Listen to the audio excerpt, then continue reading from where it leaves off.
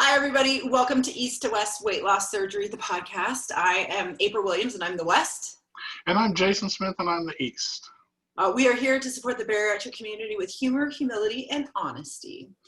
Today's episode, we're super excited about. A few weeks ago, we asked the community what questions you had about weight loss surgery or things related to weight loss surgery, and you guys responded with a ton of great questions. So all we're going to do is just move down basically your list of questions and address them, and hopefully we'll cover something that you really wanted to know. But before we do that, we realized that the state of the nation is a different state than what it was just a few days ago. So Jason and I would like to kind of address what's been happening in our nation. Yeah, we definitely did. We wanted you guys to know that we support this community, and not only this community, but we're aware of the state of the nation, and we stand in solidarity with the people of color, with the people who are, much like us, much like we believe, the allies that also stand with the people of color. All lives cannot matter truly until Black Lives Matter. That way we can all, stand on the equal playing field. We understand that. April and I have had discussions about this off camera. We know that changes need to be made.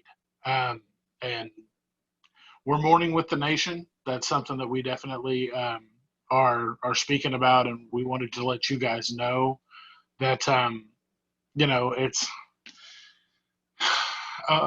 we've dealt with very unprecedented times since 2020 has began, regardless of whether it be the pandemic, and now we're dealing with race relations that have been going on for far too long.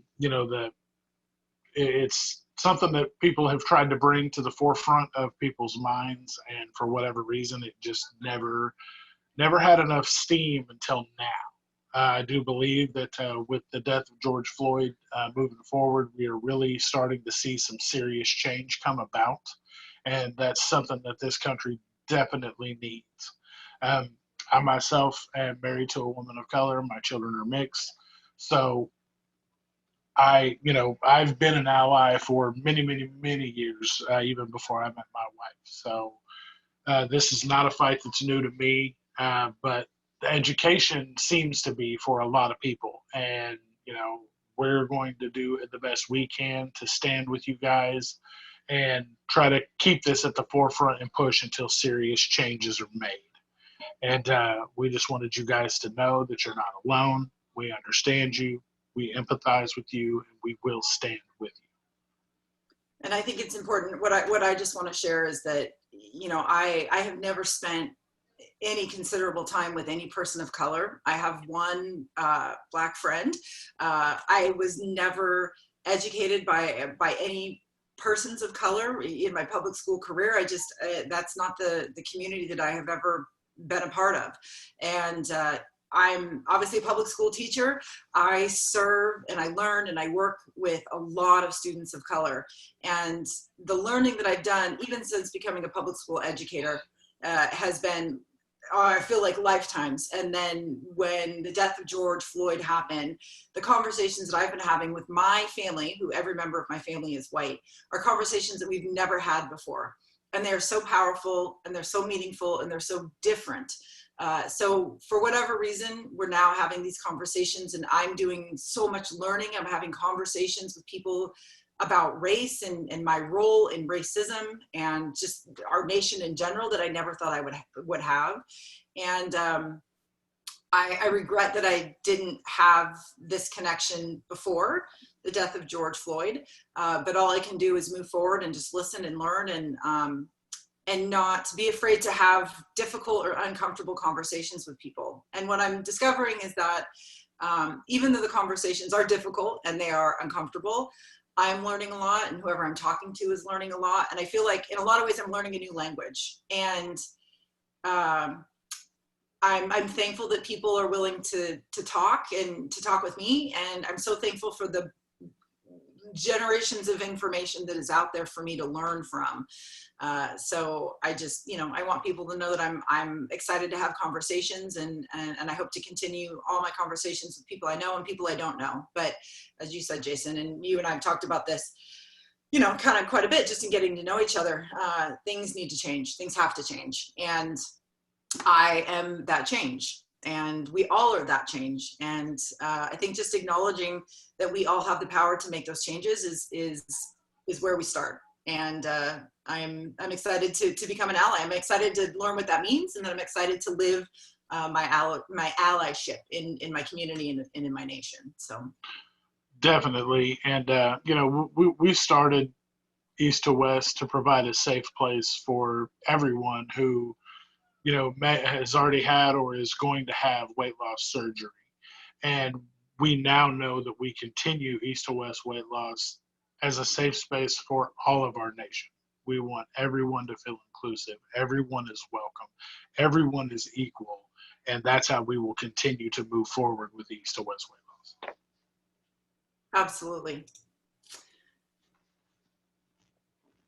I'm glad that we said that. You and I talked about it. We didn't know how we wanted to approach it. I knew a little bit about your background, and I've been thinking about you and your wife and your kids. I've just been thinking about you a lot lately. So I'm excited to continue conversations with you that maybe we haven't had before. But I know that you're going to be one of my teachers when it comes to allyship. Yes, ma'am. Glad to do it. Glad to be able to do that for anybody moving forward. Just because. I don't know what it's like to live as a person of color, but I do know what it's like to live with and to navigate the world with people of color. So, while I may not know, just know that I stand with you, and I plan to be the change with the outreach that I have. I find it, necessary that, even though our platform may not be as big as the others, we have a platform, and the fact that we need to use it for positive things, for change for all. So this moving forward, I think this was the best way for us to address it and let everybody know that we stand in solidarity. Absolutely. And Jason and I really talked about, we can't let this fall off of our radar. We can't take our foot off the gas, so to speak, if we really want to be the change. So at the end of every episode, we are going to, instead of asking each other surprise questions, which, it's always good, but we can just ask questions as we're talking, we're going to start doing an added value segment.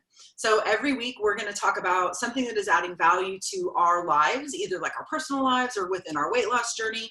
And then we are going to highlight causes, foundations, businesses, resources that we can use to become educated on racial issues in the United States. So we're going to be sharing things that we're learning along the way. So we know that our focus here is weight loss surgery, but weight loss surgery impacts every American, and this is an issue that is kind of closely tied to it. If we want to make sure that there's equal access to this tool, no matter what you look like, then we need to be able to talk about it on this type of platform too. And we want to make sure that everybody knows that what we're talking about is not specific to us. So even though Jason and I look a certain way, we're thinking about every single person that we've interacted with in this community. We are literally looking at the rainbow of colors when it comes to people. And we want to make sure that you know that we are talking to you. And we don't care what you look like. We don't care your age. We don't care your sex. We don't care your gender. We just don't care. We're here to support you if you are thinking about having weight loss surgery or if you have had weight loss surgery. And you will never get any pushback from either one of us if you reach out for help. And if I ever say anything or I ever do anything that appears to make it show like I'm not an ally and I'm not standing with the people of color in our nation, please do let me know. I really do want to learn. I really do want to do better, right? There's that quote that's going around, when we know better, we do better. I want to know more so I can be better and do better. So please, if you have the energy or the capacity, I would love for you to be my teacher. All right, are you ready to dive into these questions? Let's do it. All right, we got some really great ones for the community. All right, so the first question up, how can I prepare for my 20-minute post-op meal times? Man, meal plan. You got to meal prep. You got to that's the easiest way that I did it. I did it 2 weeks at a time. I would meal prep, and I got the little quarter cup containers of the little Ziploc plastic containers. Yep. I got like 3 or 4 packs of those, and I would put my food together, and I would scoop it, and I would level it off, and I would close it up, put it in the fridge, and I had stacks of them just stacked up. And So I think, I mean, because you literally, it's just that's what it is, and you have to have it on hand. You have to be able to grab it and go, because as much as you think about eating now, you will forget. yes. And I think what makes it really challenging too, especially right after weight loss surgery, is that it's kind of one of those things that I don't think you don't know what it's going to be like until you experience it. Because if you are pre-op, you just can't imagine that it's going to take you 20 to 30 minutes to eat a quarter cup of food. And then all of a sudden you're going to be living it, and you're just going to go, oh my God, this is what they're talking about. And I think the first couple months after surgery, it is not hard to do, because you take a bite and you literally feel it moving down your esophagus into your stomach, and you feel full. Uh-huh. It's very easy just to go, ooh, okay, but I know I need to eat this much food. And you're just going to have to sit down and do it. I think Yeah. another thing that works well too is you can use your phone. You can use a timer on your phone. Set your timer for 20 minutes and just say, I'm going to sit down and I'm going to eat this meal for 20 minutes. It can be hard not to distract yourself. It can be hard to not like grab your phone or watch TV.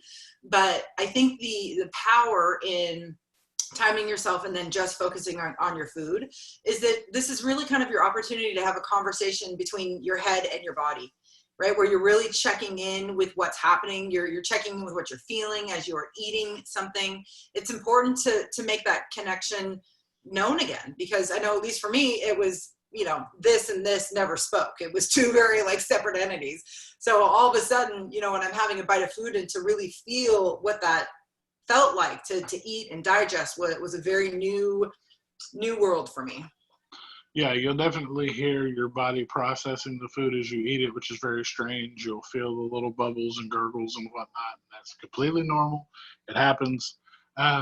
As far as planning around it, if it's something where you're on the go and you just can't sit down that long, you're just going to have to make yourself something for those days that you know is portable and that you can do it, because it's going to take you that long, but it's still necessary that you get it in, because the nutritional value, everything you need, the caloric intake, all of your levels that have to be met that day, that's a requirement of the quarter cup that you're going to get in.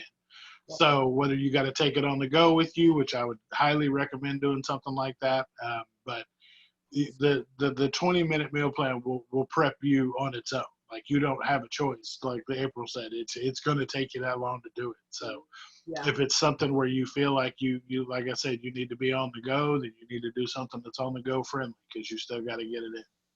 Absolutely. And another thing that might be helpful too is just now. So if you're pre-op, time yourself eating a meal now, right? You might think that it's taking you a certain amount of time to eat something, but until you actually time yourself, you just don't know. So that might be really surprising if you just timed yourself to see kind of where you're at. Maybe you already are taking 20 minutes to eat your meal, so really nothing is going to change. The only thing that will change will be the quantity. But if you're scarfing down, a huge meal in 5 minutes, that's also not healthy. So Right. yeah, so maybe just to do that, to kind of gauge where you're at would probably be helpful. And count your 50 chews as well while you're doing that pre-op. So that way, because that's a majority of what takes so long to eat in the first place, is that you got to chew things 50 times before you swallow it. And that takes time. So, Yes. measure that out, time that out, kind of see what you're doing. You'll realize it's a little easier to do than you think. And it's kind of interesting, right? So today, Jason and I were recording 2 episodes in one day. So we took like a half an hour break in between. And both Jason and I knew we needed to take a break because we needed to eat something. And we both had something, but we both ate it much faster than what we normally do. And I know he and I were both sitting here going, oh, God. Oh, I ate that too fast. I mean, you're just so uncomfortable. I'm like trying to lift up my bra, and I'm like, oh, God. Yeah, so it sounds weird, but it's going to become your preferred way of eating, chewing a lot and taking time, because you're just going to feel so much better after your meal. So don't let the 20-minute meal time be the thing that talks you out of surgery. It's not a big deal. Not a big deal. Not at all. Okay. Anything else for that question? Or are we good? I think we're good. Okay. Moving on to the next one. Question. How can someone build confidence before and after weight loss surgery? Confidence is a tricky thing.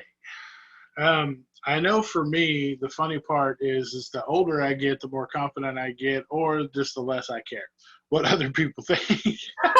And I think that's the biggest part about it. I mean, social circles are one thing, and being out in the public's one thing, and being at work's another thing. So it just depends on where you're trying to gain the confidence. And confidence really comes with knowledge of yourself, how well you know yourself, how confident you are in what you're speaking about at the time, or whatever action you may be taking at the time.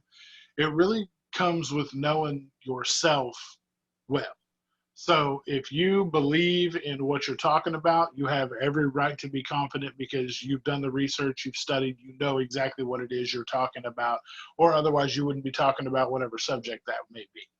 Now, confidence in a room that you walk into is a little bit trickier because, we all started this journey because we were not happy with what we saw in the mirror, in pictures. When we look down, we're just not thrilled with what's going on, Yeah. with the package that we have put ourselves in. So for that, you just have to realize that that's not something that you're going to change overnight. You look how you look at the time, and that's how you're going to look. All you can do is own that day. Mm-hmm.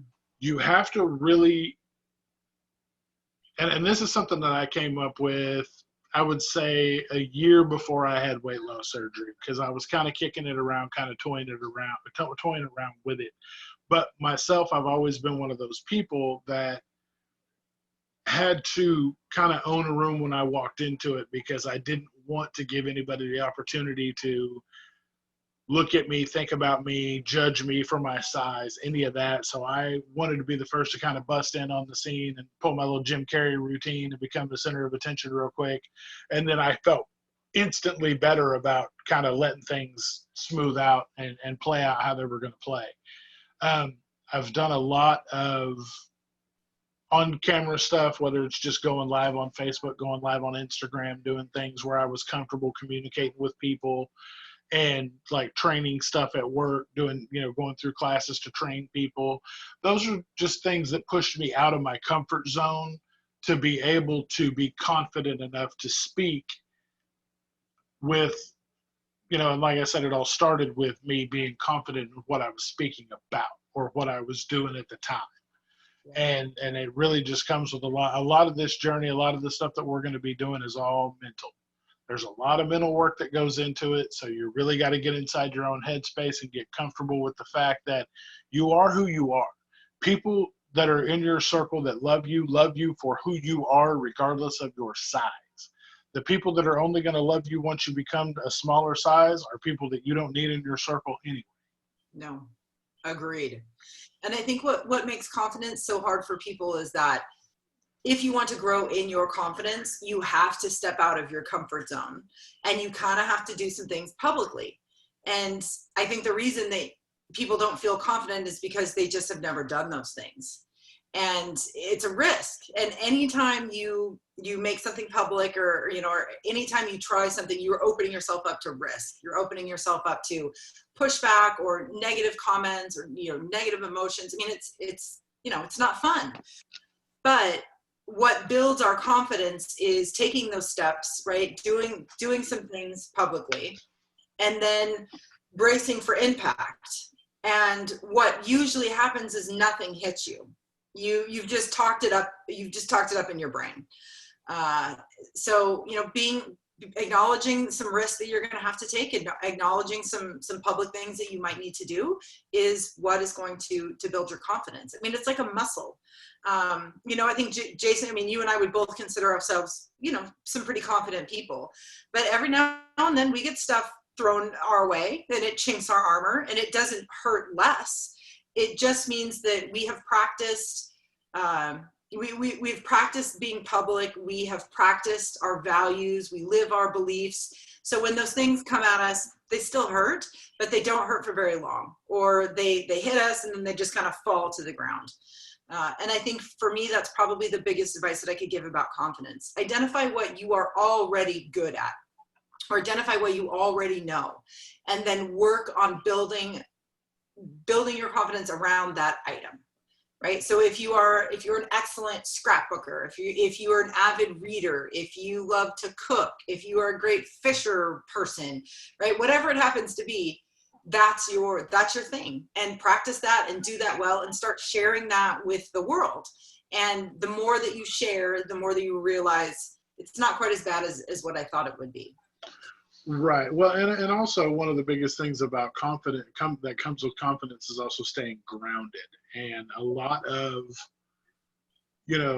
what you'll find is you can be confident about something and you can put it out into the world, and you may have some people that come back and have something negative to say, or they just may not be on the same level as you to agree with whatever it is you're putting out into the world. Mm-hmm. But those things also keep us grounded in our confidence, so that we don't try to ascend to this, godlike level where we think that we're, way more than. There's confidence and then there's arrogance, and you don't want those two. You don't want to blur that line. Yeah. So with that, I believe that, the fact that somebody actually has the forethought to say, I want to know how to gain confidence, but that shows that you don't want to be overconfident. You just want to be confident enough to move through life. And what you have to understand with that is you're a person of value. You have value. You bring value to situations. You just have to believe. You just have to believe that. Like you have to own the fact that you have value and you're bringing value to conversations. You just have to figure out what that value is. And like April said, you have to own that. That's what you have to, you put that forth into the universe, and those are going to, the people that gravitate towards that are going to be the people that you need to surround yourself with. That's such a good point. Yes, and that is so true. Everybody is valuable.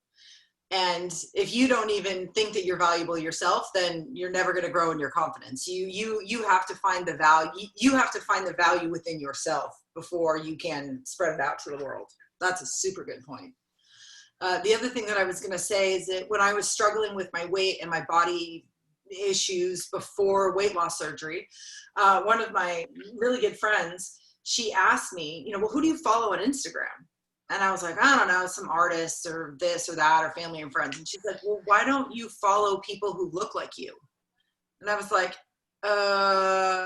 because people who look like me aren't worthy of being followed. In my brain, you're just thinking like, well, why would I follow fat people? I don't want to be fat, right? I'm struggling with that.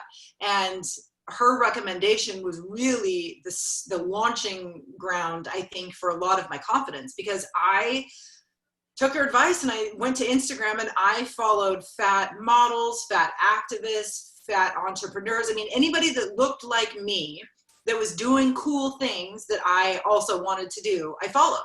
And then all of a sudden my feed was filled with people who looked like me doing really cool shit. And I was like, oh, so this is just me. Like if they can do these things, I can do it too. So it was just a huge help for me in growing in my confidence where I was at the moment. And I continue to follow all of the people who I followed when I was a larger size. And I'm so thankful that I am, because it continues to ground me in, it doesn't matter what your size is, you can do awesome things. And it doesn't matter, and it's okay for me to want to live my life at a different weight. It doesn't mean that I'm judging somebody else. It doesn't mean that I've turned my back on like the body positive or the fat positive community.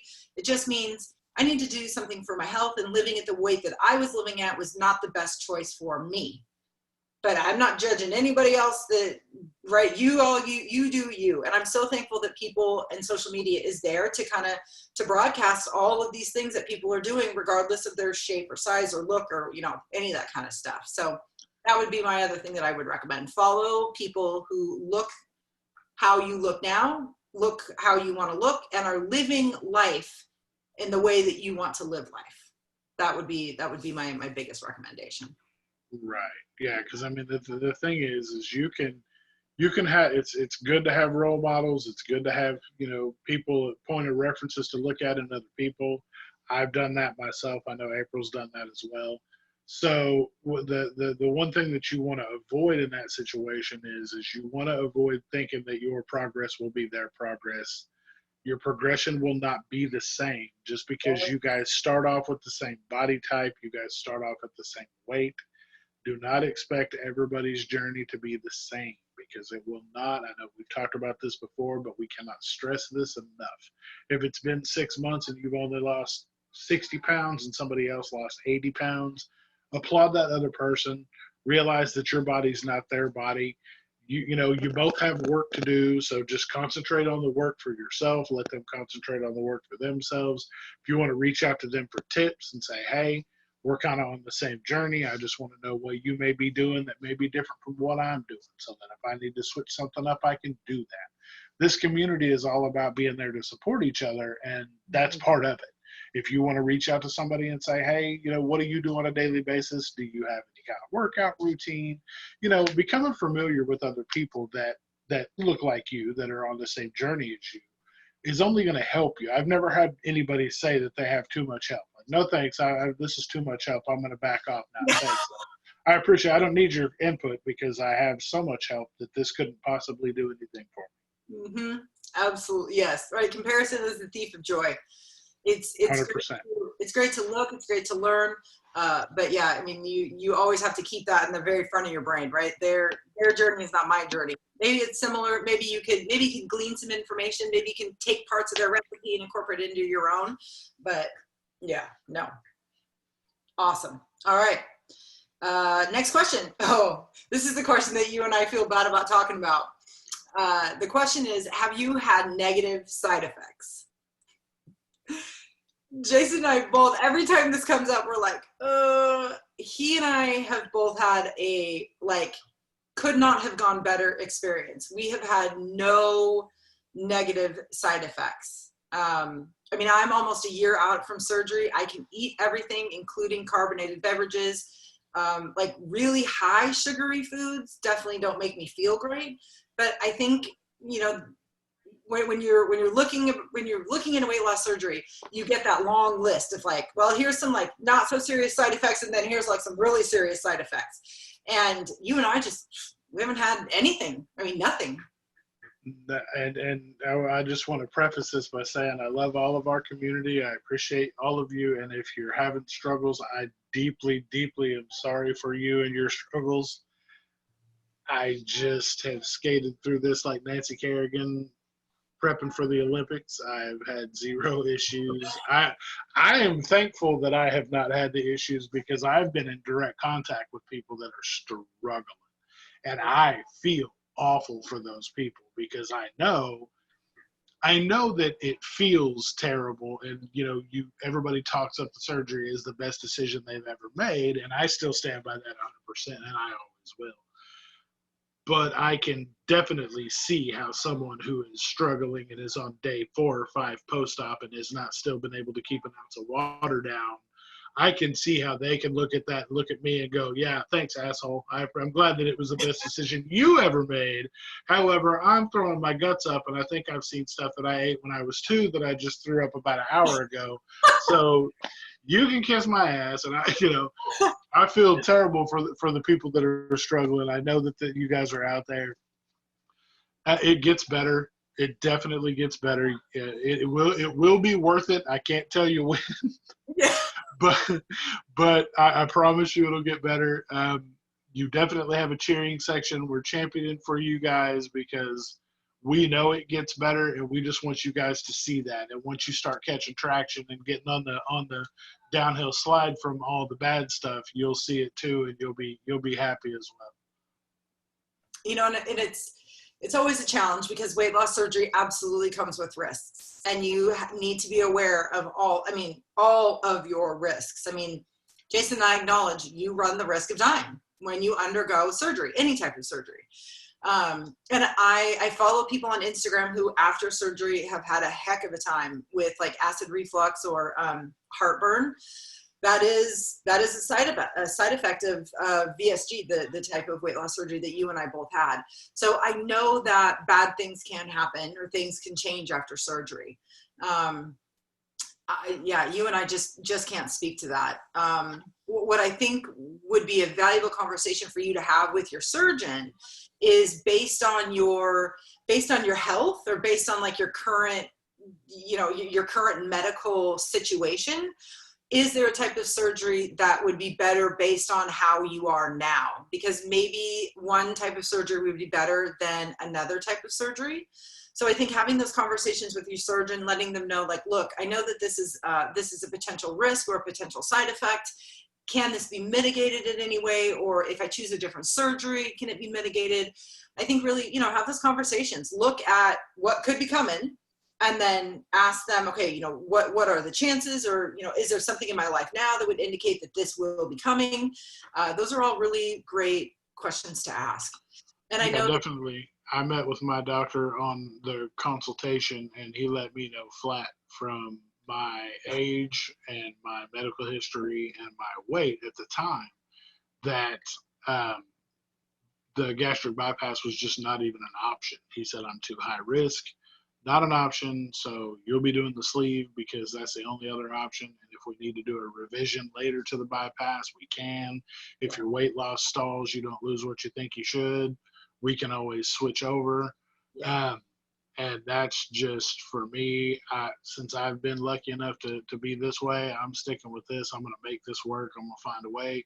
Luckily, my weight loss is on track like it's supposed to be. I've had a couple of stalls, fought through those types of things, but I'm back on track now, dropping like I'm supposed to. So I'm going to be good. Wherever I land with this is where I'm going to land, and I'll be good with it. I don't need to go back under for anything. Yeah, no. And I think what's also important to keep in mind is that you're really not recovered for up to a year after you've had your procedure. So wonky things are going to happen the moment you wake up until you I really, as Wendy, as my therapist describes it, she said, you're just going to sit down to a meal, eat it as normal, never think about food or how much you're eating or any of that. And then you're just going to go, oh crap. That's usually the indication that you're healed, because everything is normal. And, like Jason, you were saying, people are reaching out to you, they're frustrated. They can't keep anything down. They're also 2 days out of surgery. And you really have to remember that you have completely jacked up your insides. I mean, either your stomach has been removed, you have had your plumbing redone. I mean, you have majorly messed up your abdominal cavity. You have really pissed that off. And that is going to take some time to heal, and it's going to take time to kind of get back to normal. So sometimes what you experience right after surgery, or the first week or month, 2 months, things are just going to be weird. And things will happen, and you're going to think, oh my God, I've messed this up forever, and this is how life is going to be forever. It's more than likely not. It's just you recovering. It's your body getting used to your new normal. But I mean, if after surgery, if wonky things are happening, your very first phone call should be to your surgeon, or go to your PA and just say, hey, here's what I'm experiencing. Can I come in, or can we meet on Zoom, or, what can be done? I'm concerned about this. That's your absolute first call. Don't go to WebMD because you're going to have cancer and die, which you don't, right? So don't, no, just go to your surgeon. Your surgeon is your expert. Your PA is your expert. Go there first. Yes, definitely use your resources available. Don't think that you're being too much. If it bothers you enough that you're worried about it enough to reach out to somebody, reach out to your doctor. We don't mind answering questions. We don't mind letting you know if it's something that we went through or not, but you definitely need to have your surgeon in there somewhere as a point of contact, because they're going to be the experts that know exactly what, whether or not what you're going through is something that is more serious and needs to be looked at. Yep. Absolutely. Okay, awesome. Next question. What has been the most frustrating part? Now, that was just the question. So I don't know if it was before surgery, after surgery. The question just was, what has been the most frustrating part? Before surgery was waiting for the surgery, and since the surgery has been the scale and stalls. Measurements and pictures will be the key to your success, a vital key to your success, because the scale is not going to be your friend on a consistent basis. You guys will be frenemies. You guys will be fighting one day and loving each other the next, like brother and sister. No, because trust me, There's been days I've stepped on the scale and been just happy as can be. And there's days I've wanted to break the scale when I got off of it because, yeah, no, how dare you go up 4 ounces when I know I walked 10,000 steps yesterday and I had water and an ice cube and a crouton. So I know I should be down 3 or 4 pounds and I'm not. So how dare you, sir? So It's a crouton. it was the crouton. All the carbs in the crouton did it. Threw me over the edge. For me, honestly, it's been stalls. I wanted to be under 368 by May 25th, and I just hit it yesterday. So that's how far I sat at 370 from May 23rd until yesterday. Yeah. So it just sat there. It was 4 ounces up, 4 ounces down. But either way, it was either 370 even or 370.4. There was one day I hit 371 and then went right back down to 370. And then I tickled 369 for like a half a day. And then I went right back up to 370. So, those are the times where you get out the measuring tape, you do the measurements, you look at pictures, try on stuff in your closet, because trust me, once you start sliding on pants that you haven't touched in 3 or 4 years, you know that you've done something right.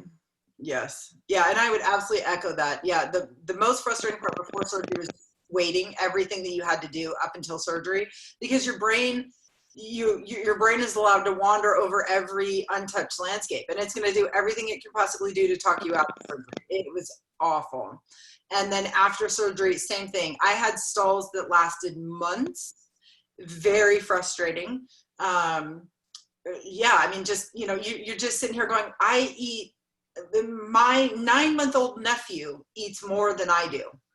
And you're just going, and yet I'm stuck at a weight. Very frustrating.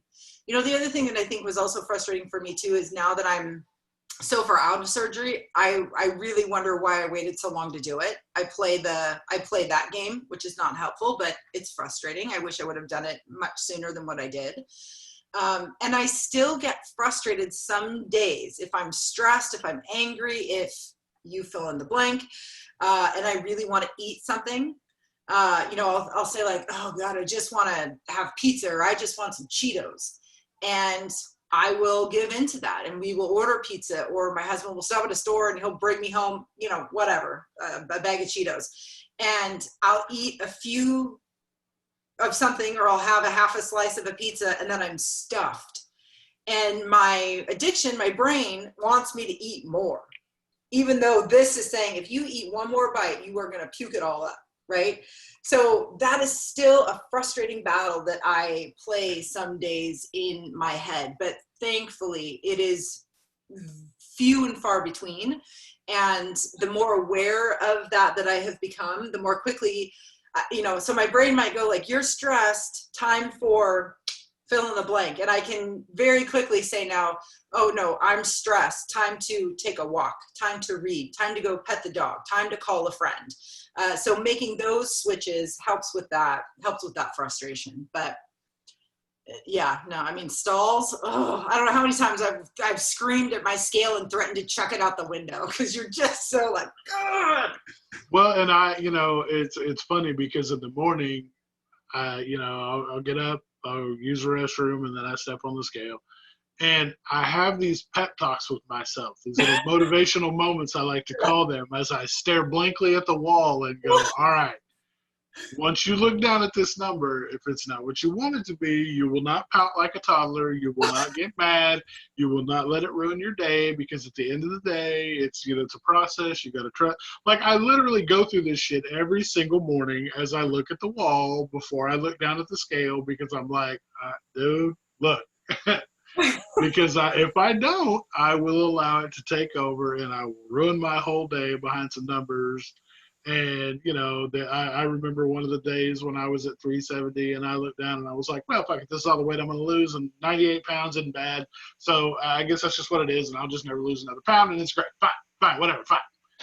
And I go running off, and then, a couple of days later, it's fine. But it just was funny to me because I literally do this build up every single morning, this little motivational moment. I stare at the wall like, okay, just center yourself and become one with the good. Like, it's hilarious to me. And, talking back to what you were saying is, wanting to eat more, we found at Aldi, they sell this like almost paper thin crust pizza. Ooh. And it's fantastic because I was always a thin crust person anyway. So we bought it and brought it home and cooked it the other day. And my son loves the fact that I can't eat anymore because he gets everything that's left. And he's 17 and he eats, like a billy goat anyway. So as we cut this pizza, I've learned now to cut everything into like smaller pieces. So then I trick my brain into thinking, well, I'm having 2 pieces of pizza because, they're like shoestring size. So half a slice of pizza. Right. So I do this, but I told him, I said, man, these are the days that I wish that I hadn't had the surgery yet. I was like, because I would love nothing more than to crush this entire thing because that's how good it was. But at the same time, I was like, I ate my little 1.5 little pieces of my little piece. I was like, done, completely done. But yeah, it's those things happen. They come up, and it's not that it's bad to want, like when you're eating something that's so good you wish you could eat more of it. Like those things are going to happen, and that's perfectly fine. Yes. It's just the fact that you don't push yourself into trying to eat more and make yourself sick that Yes. you want to steer clear from. Yep. No, the frustration is real. All right. At times it is. Mm-hmm. Okay, our next question. It's more of a statement, but I guess, it's a statement and a question. Why are all program guidelines so radically different? Science is science. Yes, we talk about this often. Every single person that we have talked to, it sounds like we all have had like different requirements to actually get to surgery. So who knows? Because yes, the science is the same science behind, the different types of weight loss surgeries. I personally believe that the reason that the requirements are different is because surgeons have different ideas about who would be the best candidate for weight loss surgery. And being where I'm at now, knowing that the real work that comes with having weight loss surgery is mental, if they're going to put a bunch of barriers in front of you, your mental strength, they're really testing your mental strength, right? So it's, well, if I can do 12 hoops, and if you can jump through all 12 hoops, maybe you're going to have a better chance of success after weight loss surgery. Because every step, every hoop, everything that they ask you to do, while I'm sure there is a medical reason for doing it, it's still a flipping hoop. And it's still a chance for you and your addiction and your brain to go, 6 nutrition appointments, that's a lot of work. And that's pretty stupid. And you're really not going to learn anything new. So why are they making you do this? This is ridiculous. You just need to lose it on your own. So you're going to drop out. And I think that they're really trying to weed out people who are just not in it for the long game, right? That just don't have the mental capacity. Because I went to all my nutrition appointments. I really didn't learn anything new, but I still had to go. So just to get through all of those requirements, all of those steps, all of those hoops means that you have contemplated what this is going to mean for you every step of the way. And if you can get to the finish line, you're going to have a better chance of success. Yeah, no, definitely that's true. I know for me, the difference in mine wasn't from the doctor itself. The difference for mine was my insurance company. My insurance company is the one that wanted me to go through all the crazy stuff, and they're the ones that set all the guidelines for me. And I only had one nutrition appointment. I only had a 2-week pre-op liquid diet. I only had to, my biggest thing for me was to go to the doctor, my primary care physician, 6 times in consecutive months to talk about diet weight loss. Well, I had done that for 2 years. So I had 24 appointments. Well, they picked 2 of the 24 appointments and said, well, these are sufficient as far as information for diet weight loss, but so you need 4 more. So I literally had to wait 4 more months and go consecutive months to the doctor so she could type in 1,500 calorie diet, 45 minutes of exercise, done. Yeah. Come in, see her again. 45 minutes of exercise, 150 calories, I take it easy. You know, my weight stayed what it was. I was 468, 465, 466. Like it was just fluctuating in there, even with the plan that she had put together. Wasn't working. So for me, the difference was strictly for the insurance, not my doctor himself. So that's mostly what I've seen as far as that goes. Is it depends on the facility that you go to Yeah. as to what they want to see, and it depends on the insurance. Because I Yeah. had 9 people at my work that have had the surgery done, all through our same insurance, but it just those things, the steps differed between um, what facility they were at and whether or not they had to have a 1 week liquid diet or a 2 week liquid diet. Or I had one person that only had to do a liquid diet for 3 days ahead of time. Yeah, and that was me. I mean, I had to meet with my surgeon twice. I had to have 6 consecutive nutrition appointments, but I didn't have to lose any weight. And I just did a liquid diet. I think it was even 20, yeah, maybe 2 days, 24 hours before surgery. I mean, that was it.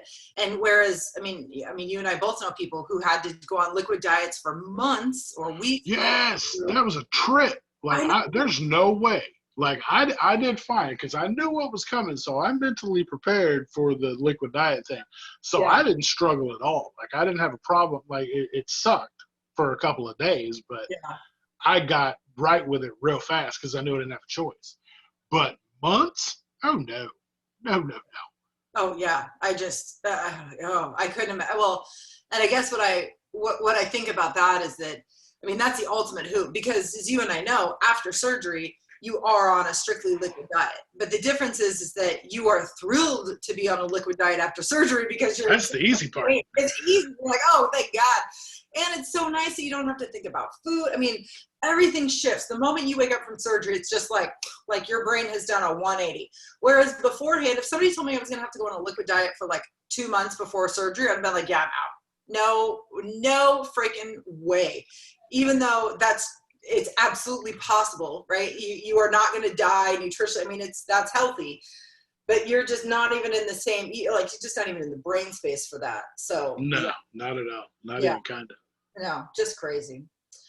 Okay, our next question. Did you have heartburn before and or after weight loss surgery? I did not. I didn't have heartburn. I didn't have GERD. I didn't have gallbladder problems. I didn't have any of that stuff. Yeah. So for me, it hasn't been a problem after the fact. And I've eaten the spiciest things you can imagine as far as like seasoned taco meat and things Yeah. like that, and just have not had the slightest bit of issue. Yeah, I'm the same way. I mean, before surgery, I maybe once a year had what I'm pretty sure was probably heartburn. But I mean, it's never been something that I've really experienced or been diagnosed with or anything like that. And I have not had any issues since then. I do notice that if I eat too much, then it's very uncomfortable and I feel like stuff is kind of traveling back up. So I don't know if that's heartburn, but that's just because I've been an idiot and I've eaten too much. So I rectify No, that by not eating that much, in the future. no, you'll know the feeling of heartburn because it's basically like taking when you're warming up a charcoal grill and you just take one of the briquettes that's nice and glowing red and you just swallow it. That's what heartburn Oh, feels like. oh, So okay. yeah, if you've never had that fantastic sensation, then yeah, you're lucky. I it's something that I went through very rare before surgery. Like I may, it was like a once a year type of deal for me. I've had it depending on what I ate or when I ate or all that Yeah. kind of stuff. Yeah. My wife suffers from it. She hasn't done it since she's moved to the whole food plant based type of diet. But before that, when she was eating, she'd have heartburn so bad she'd have to drink aloe water. Um, she'd drink apple cider vinegar in the middle of the night. Like she'd be in the bathroom throwing up because there was just acid caught everywhere. Oh my So God. she would aspirate on it. So for her, since she switched to the whole food plant based, it's just not a problem anymore. So hopefully, when she's looking at, we're going to switch her over to my insurance in October when open enrollment comes, and then she's looking to have the surgery after the first of the year. Gotcha. So I'm hoping that it's something that stays away post op and it's not something that comes back. Okay. Yeah. I mean, I follow somebody on or not on Facebook. I follow someone on Instagram, and she has had just a hell of a time with heartburn after weight loss surgery, and not a lot of answers and not a lot of relief for her. So that doesn't look like fun at all. But I know that is one of the side effects. That is one of the known side effects. That a very small percentage of the people who undergo weight loss surgery will suffer from heartburn afterwards. And I think it sounds like the solution is most of those people who suffer for that have had VSG, and then they switch to bypass, and that does something different, because you're basically taking your stomach offline, so you don't have that acid anymore. But Right. yeah, I don't know. So I'm very thankful that I do not breathe fire often. Agreed. Okay, our next question: what vitamins do you use? I just use over-the-counter multivitamins. I do one for like the hair, skin, and nails, and then I do another that's just an overall multivitamin. Okay. One a day. Take my stuff in the morning with all my other, because I still take a thyroid pill, still take blood pressure medications, because even though I'm no longer as big as I once was, my blood pressure's not, but I say it's not budging. It's come down quite a bit, but it's not where it's supposed to be. The doctor's still not happy with it. But that's something that runs in my family on both sides. Grandparents were not big people at whatsoever, and they all had just super high blood pressure, took blood pressure medicine to the day that they all passed. So, I mean, my mom was 5'8", weighed 115 pounds, and her blood pressure was high as hell till the day she passed. So, I mean, the doctor did everything they could do to try to get hers under control and never could. So I'm assuming I'll be on blood pressure meds for, forever, and the thyroid pill forever. But I take all that stuff just all in the morning at one shot, so I can be done for the day. And then I come back and hit my gallbladder pill at night, because I'm not trying to have those issues. Yeah, no. So before surgery, I purchased the Bariatric Fusion. I think they're kind of like all in ones. They were the they were the pills. The gummies. Oh, you did the pills? I did the pills, and then I realized that swallowing anything right after surgery was not good. I just couldn't do it. So then I switched to the gummies, or the chewable tablets, and that helped me actually get my vitamins in during that stage. And then when my stomach healed, I wanted to switch back to the pill form, because I just didn't like the taste. The gummies, or just they were chalky. I just didn't enjoy them. So then I found an all-in-one, but it had competing forms of calcium and iron. So you would have to take the pill, and then 4 hours later take a calcium, and then 4 hours later do another pill again. And I was just like, oh, okay, this is like getting ridiculous. So this company actually reached out to me, and I've been using them now for a couple weeks and really enjoying them. Paravita, and they're actually out of Canada. But so you take 3 a day, but they have non-competing forms of calcium and iron, so you can take it at the same time. And I've been able to stick with it. Everything is going good so far, and clearly taking the vitamins, I think, has very much helped, because I had a month or 2 or 3 months where I was losing my hair, but now my hair has stopped falling out. It's starting to come back again. My nails are strong. Like things are clicking. And being consistent with your vitamins is so important for everybody. And I think it's extra important for me. My husband and I we're going to try to conceive, and I have to make sure that all of my levels are exactly where they're at. And this vitamin has just massive amounts of folic acid, which is critical for pregnancy. So, I think based on your own needs, you really need to do your research. But I have found this brand to be, hopefully this is what I will just stick with forever, because I would like to just find one thing and stick with it. And the other nice thing too about this company is it's like a subscription. So every 30 days you're going to get new sets of vitamins. So it's kind of nothing. It's just, you don't even have to think about it. They'll just show up to your house. You know that you take them every day. it's just kind of a no-brainer. So we'll put a link in the show notes if you're interested in learning more about the vitamins. And when they reached out to me, I said, well, I need to make sure that it fits within my macro. So your requirements, your doctor, your surgeon will tell you how much of like these big nutritional things you need to get in each day. And I just took their information. I called my surgeon. I had my sheet of information, and these vitamins even had more, more levels of everything that I needed. And good. Was also, it's part of the Health Canada network. So these are the vitamins that bariatric patients in Canada are prescribed by the doctors, which means that they have to be approved by the government. So that made me feel a little bit better too. So I was like, oh, okay. So I'm giving it a whirl, and so far so good. But I think it is important to know that what you were able to tolerate is going to change before surgery, right after surgery, and then as you progress in your recovery. So I definitely would not like stock up on vitamins, because I had bottles and bottles of things that I couldn't take because I couldn't swallow them. And I was like, well, this is stupid. So, then you're spending more money to buy, experiment with your different kinds of vitamins. So yeah, just play around with it. Ask your surgeon, ask your nutritionist what they recommend, and then definitely be thinking about how you're going to get your vitamins in the day after surgery and then the next couple months. I know that sometimes they make like stick or powder vitamins. I don't think they're quite as effective, but that could be a really good option that first month or two, because you're going to be drinking a lot of water anyways. So then, you would just need to continue to drink. Yeah, I would definitely say that directly after surgery that you need to be looking into the chewable or the gummies or the melts or any kind of, berry melt makes one that's a really good one that you can try. For myself, I was able to swallow pills directly after, and I've been able to do so ever since. So it hadn't been an issue for me.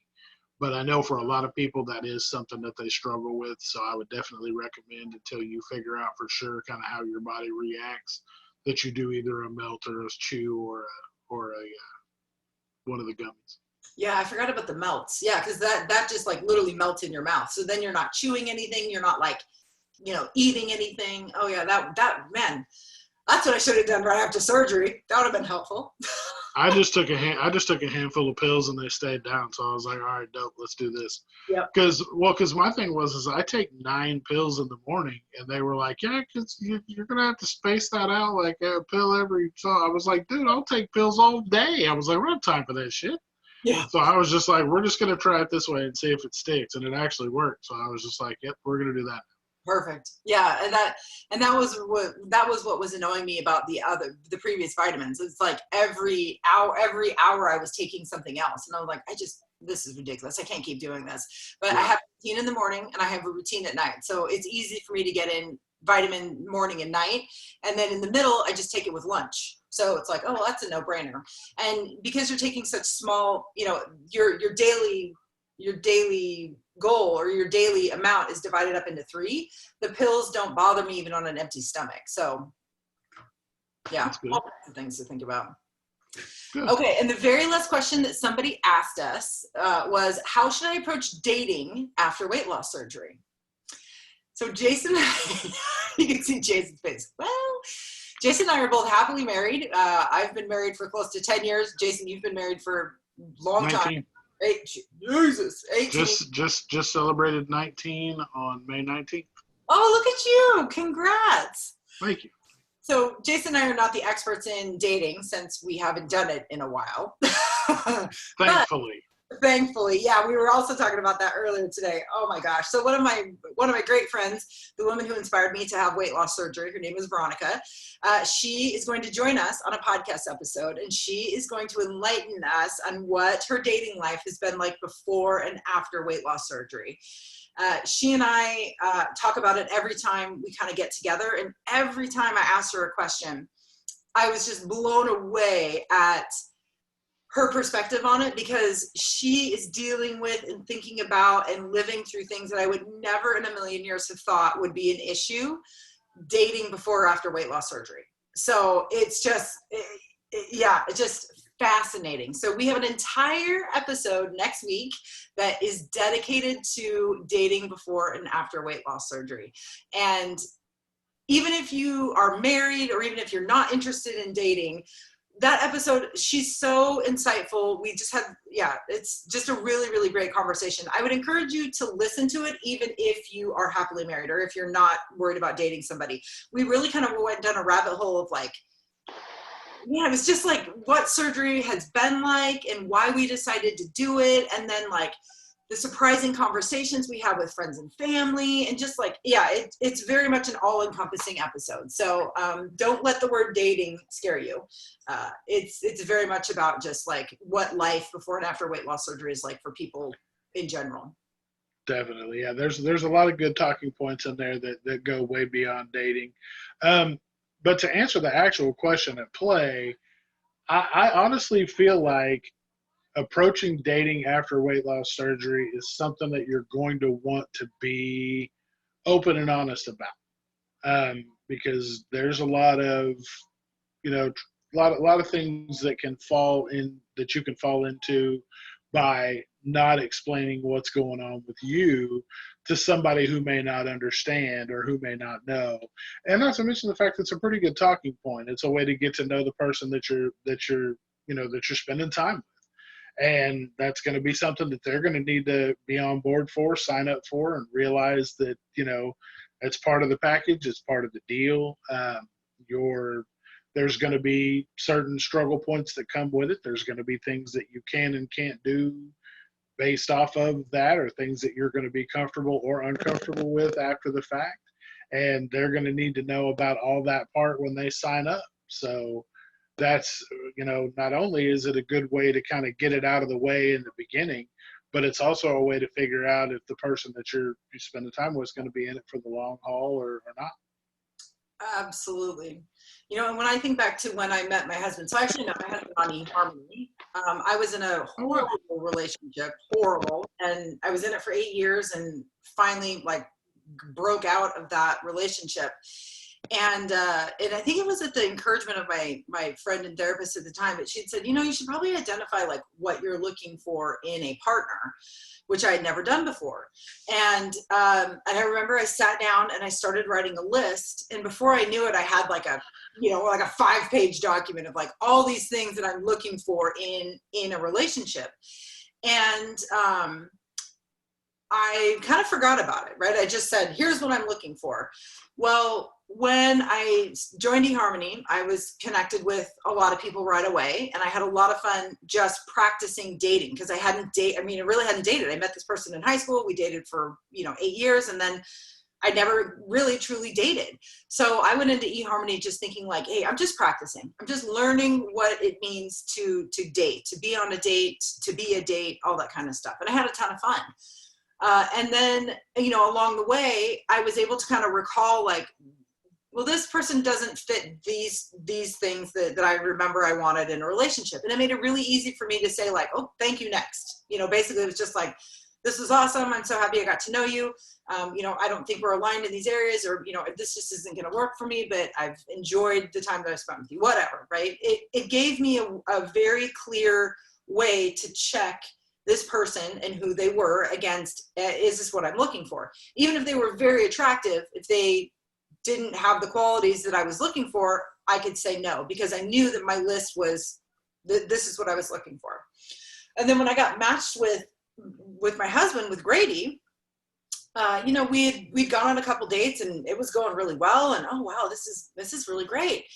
And I kept that list kind of in the back of my brain, and we just kept dating, and things got kind of serious, and then they got really serious, and we were maybe a year into dating, and I came across that list. I was not looking for it. I opened up a drawer, pulled out this piece of paper. I didn't know what it was. I was probably cleaning, and I opened it up, and I was like, oh shit, this is my list. And I was like, oh no.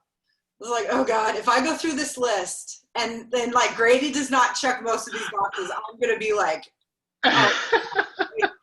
So I was just thinking like, okay, I'm not going to do it. I'm not going to do it. And then I was like, this is stupid. Like, you wrote this list for a reason. These are the qualities that you're looking for in a human. So I was like, oh shit. So I literally got a pen and I went down through the list and I was like, oh, God. Well, almost every single one of them I was able to check off. And I was like, oh, wow. And these are still things that I'm looking for. But then what I was able to do is I literally took my list to Grady, who was just my boyfriend at the time. And I said, hey, these are the things that I'm looking for in a significant other, in a lifelong partner. And you have not met these 7 criteria. So we're going to need to talk about how you have not met these, or why you have not met them, or if we just haven't been dating long enough. But I'm not going to go any further unless you acknowledge that these things are right. Like, this is it. And it was so freaking hilarious because Grady, my husband now, was like, huh, okay, well, yeah, I mean, I guess we can do that. And I was like, because if you don't do this, then I'm out.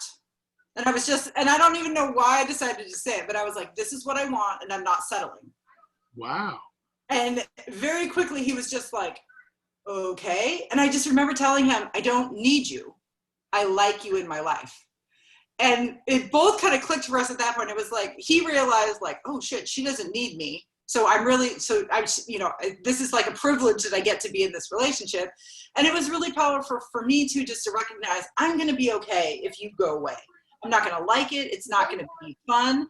But if you truly are not this person that I'm looking for, then I need to find this person.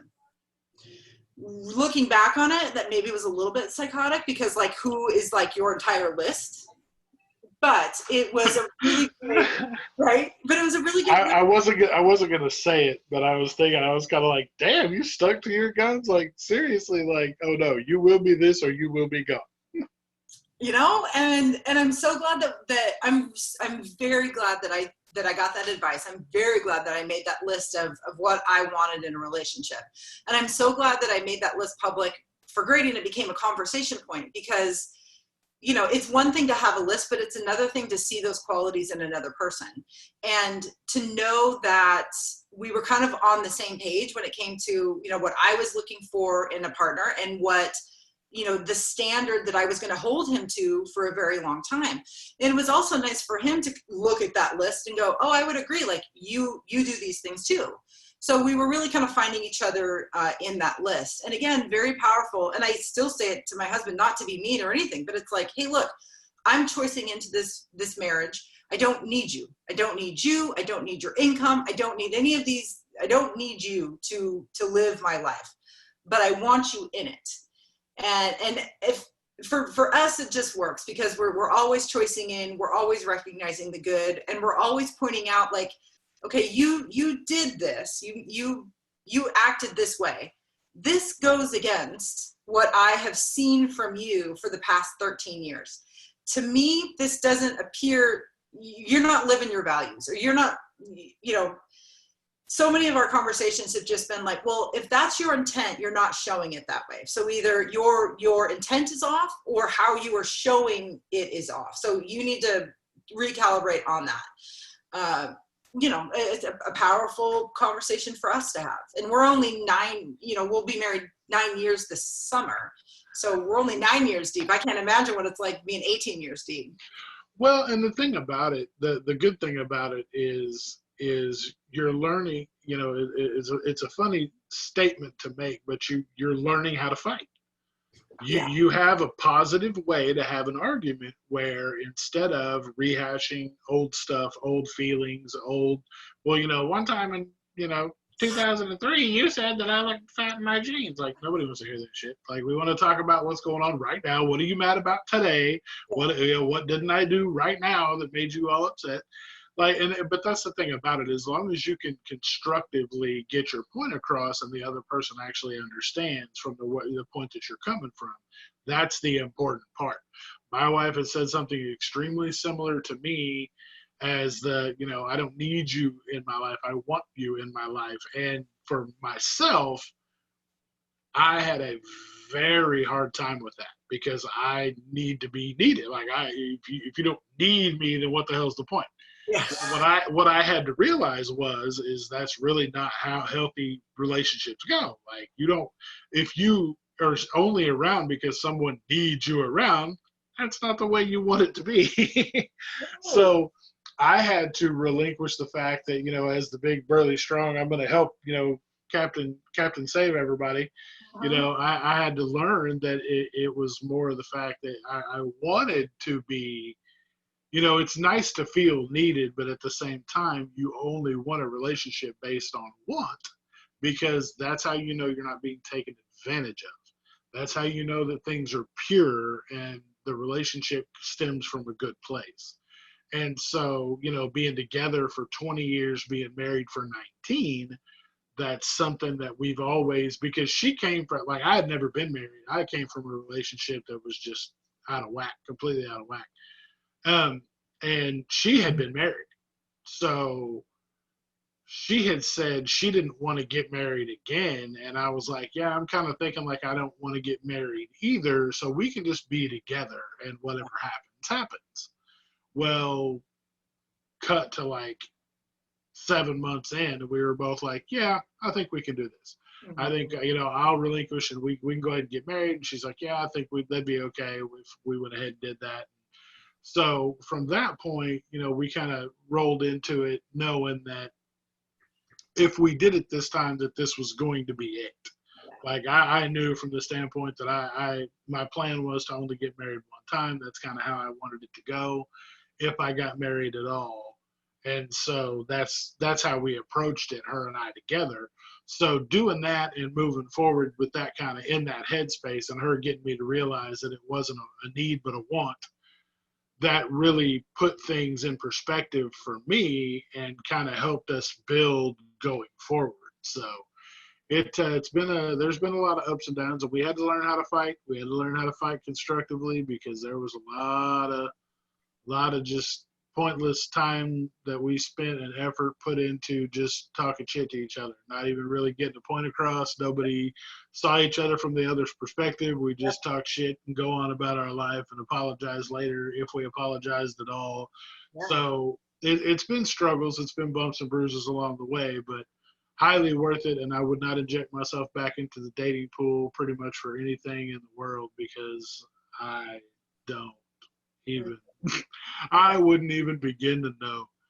I mean, after hearing Veronica's stories just in the personal conversation I had, I was just like, oh my God, I'm so thankful that I'm in a stable relationship. Well, you had a Build a Grady workshop, like Build a Bear. You just built a Grady with your little list. So I did. You made sure you got what you wanted. So. I did. Oh man, after 8 years of that, I mean, and it was a horrible relationship. And then I had 2 other very horrible experiences with men, kind of back to back to back. And I was just like, okay, homie ain't playing this. Like, I am so over this. And I think too, as a woman, from my experiences living as a woman, society kind of teaches you, well, you need to get married. You need a man. You need a second income. You need. Like, you are not complete until you are, married, until a man is taking care of you. Right. That's my heterosexual, that's been my experience. Right. So to go through all of this, shit show of my relationship with these men, and then to have this conversation with Mary, with my therapist, and for her to go, well, what do you actually want out of it? And I was like, And then to really kind of come into my own understanding of, I don't need a relationship, or I don't need a husband, or I don't need a man to take care of me. I can take care of myself. My husband is very much like you, Jason. He's very much I'm going to take care of this, and I'm the man, and I'm the breadwinner. And then he gets hooked up with Feminist of the Year, and he's going like, what are you talking about? When he found out that I made more money than him, I think he might have actually cried man tears. And I was just like, okay, wait a minute. You are upset that your girlfriend is successful and making money. I mean, I was just like, you are batshit bananas crazy. Like, you think that you are that important? I mean, I was just like, what? Blah, blah, blah, blah, blah. But it's been a learning experience for him. Yeah, I know. And it's not because you're bad people. It's because you just care and you want to provide. right? That's the big joke. He's always like, well, I'm the provider. And I'm like, really? Your paycheck says you are not. Your Damn, paycheck paycheck says otherwise. Well, I mean, and you should see it. And when tax time comes around in our house, we are sitting at the same table, and it's like we're playing poker with our like W-2s and all of this, because my husband's like, oh, how much you make? How much you make? And he's just like, oh. And almost every year I have blown him out of the water, and it just like, Oh no. and his little man heart just hurts. But the flip side is that it doesn't matter.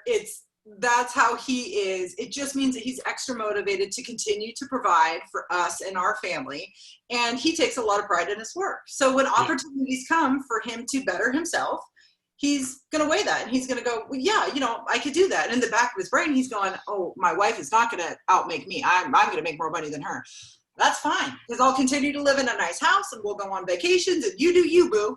But good luck. Yeah, Sarah makes more than I do and has forever. It was the disparity was awful when we lived in Oklahoma, because she was knocking down over 100 and I was barely making 30. But I loved the job I was in, so she didn't give me crap about it, because we were good, like we were taken care of, so she let me do the job. But we got here and I caught up, so it was cool.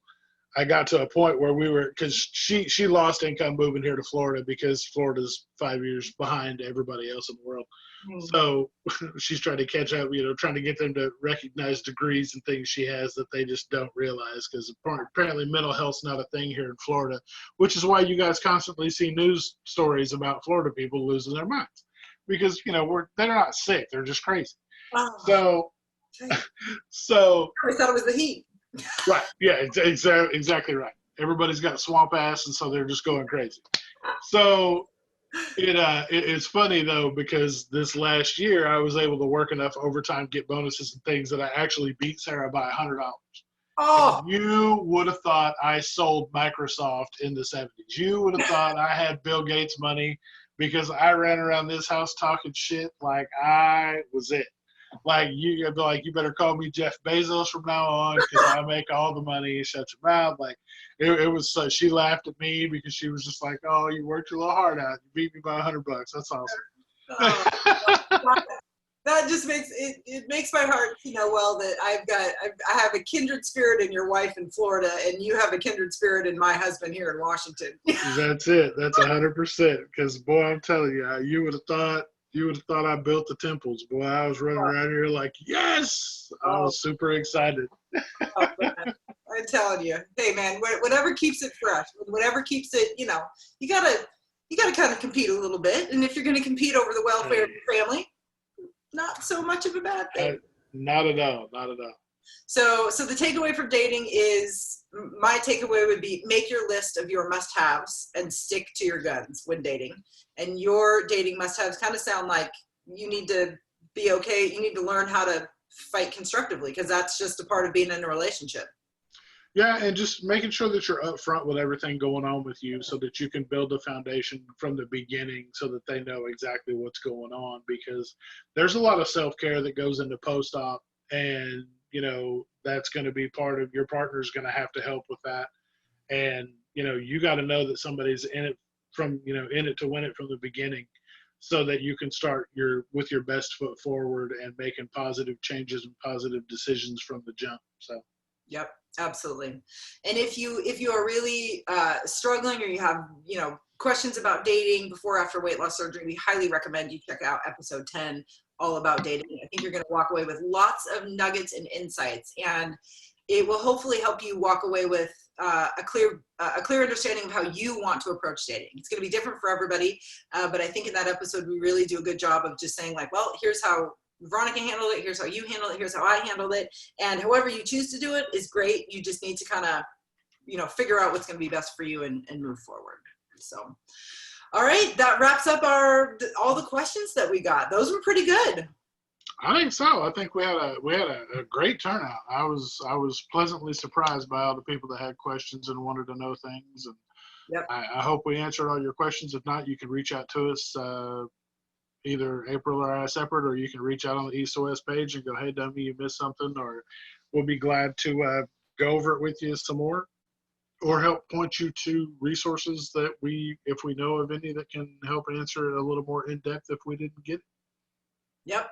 So the really cool thing too about our podcast is that if you go to our Anchor website, so there's a link in our bio and it will take you to the Anchor website, which is like where our podcast lives. You can actually leave us a voice comment. So it's kind of like a voicemail that we will get, and then we can even incorporate it into the show. So if you have any questions that you would like answered, that would be a great place to go and ask your questions so that we can actually put your real live voice and audio right into the podcast.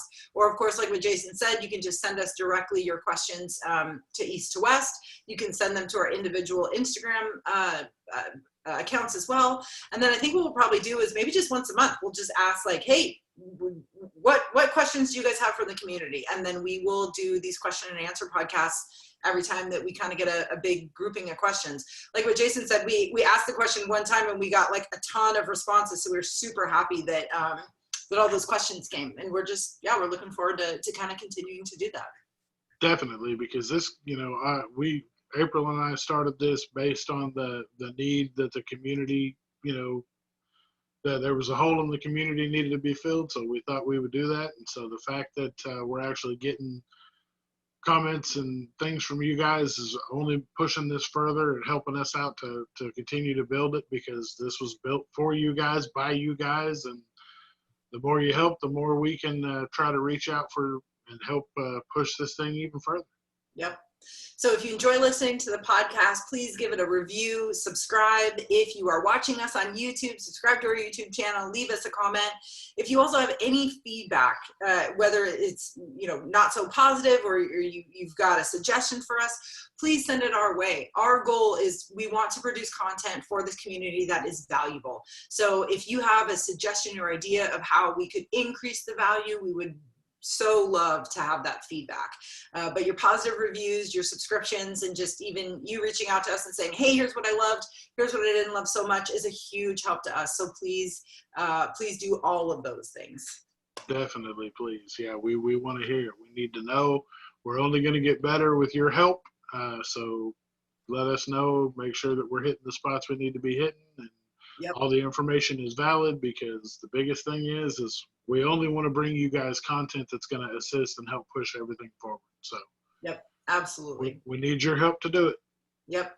So like we said, at the end of our podcast episodes, we're going to kind of switch it up and we're going to do an added value segment. So we quickly want to talk about things that are adding value to us and into our lives right now.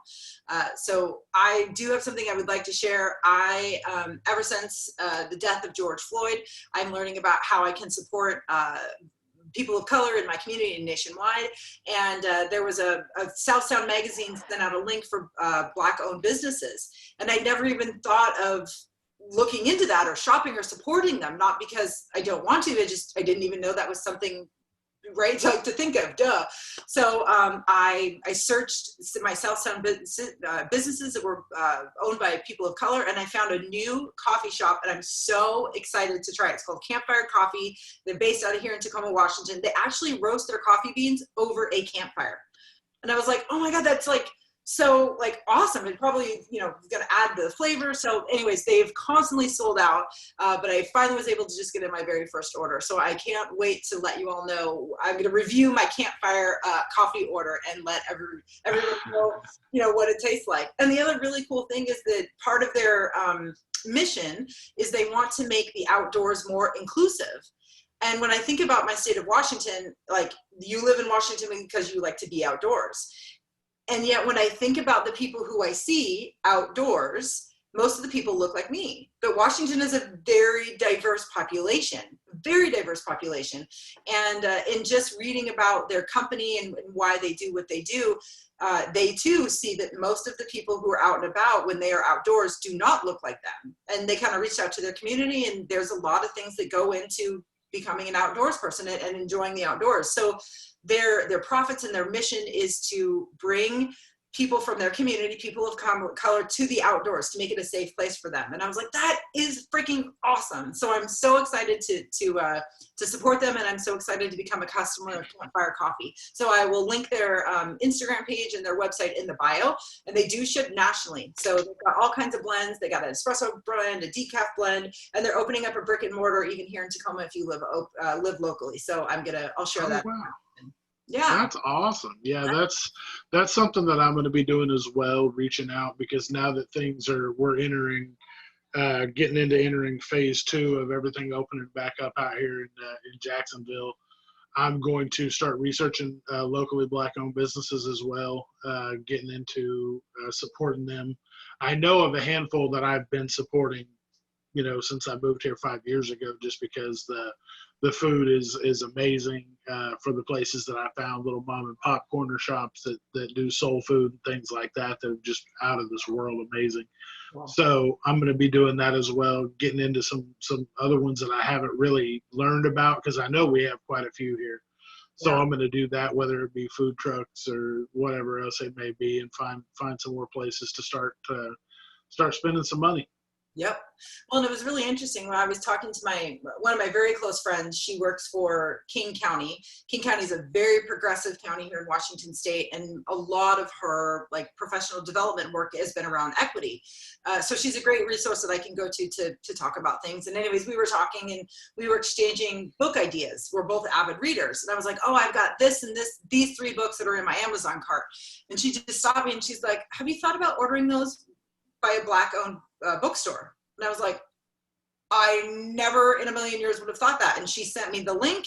I was able to place my order with them. They're all back ordered, of course, which is great. It means everybody's reading it, but I purchased them through the bookstore instead of Amazon. And it's like, that is such an easy, painless transition for me to make. And it's supporting, my neighbors.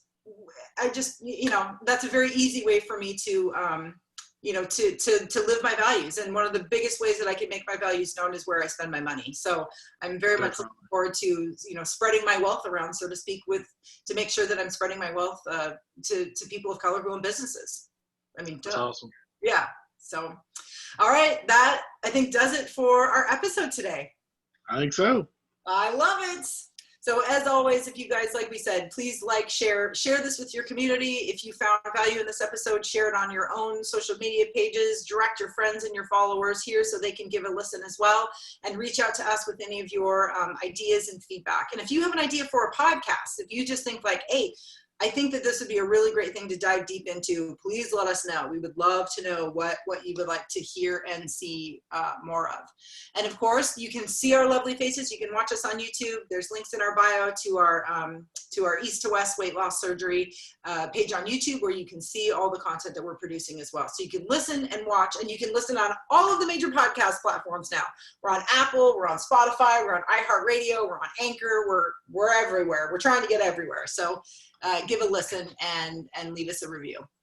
And also, we wanted to reach out just to say we appreciate all the love and support that we've had on Instagram and on YouTube and on Anchor that we found, and people listening and people reviewing and sending us all the things you guys send us to tell us that we're doing a good job. We love it. Do us a favor. We're really close to 1,000 followers on Instagram, which is insane to think about, because when April and I started this, we never even thought that it would grow to be like it has, as quick as it has. So we haven't even had this up 3 months and we're already almost at 1,000 followers. So we appreciate everybody. Do us a favor and find 2 or 3 people that you think would get value out of what we're doing, and send it to them, and have them follow us, give us a follow. We'll give them a follow back, and then hopefully, we can help grow the community even more, because the more information we can get out to people, the better off we're all going to be. We don't want anybody second guessing the surgery or not having the surgery or anything like that based on lack of information. That's why we started this, and we just appreciate you guys for helping us grow it like you have already. Couldn't have said it better myself. All right, Jason. Well, as always, I enjoy our time together, and I'm looking forward to continue the journey with you. Yes, ma'am. Same here. All right, you guys. We hope you have a great day, and we'll see you on the next episode. All right. Bye-bye. Bye.